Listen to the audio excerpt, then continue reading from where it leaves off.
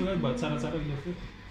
Para sunat si medikasa Bahuana Madrakiza Di couple Fatir Zarifan. Gauluna panuta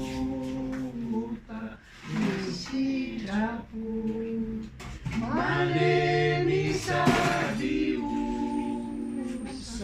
Kanefare Matukini furau Ritumpuo Iyanau nueritu Para sunat si medikasa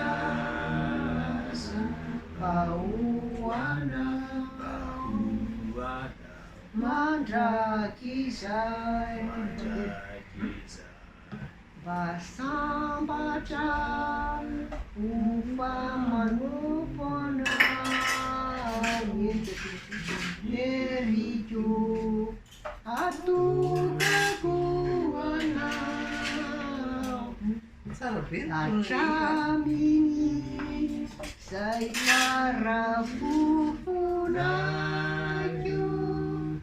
Ritumpuo Simadikami Para sunat si medikasa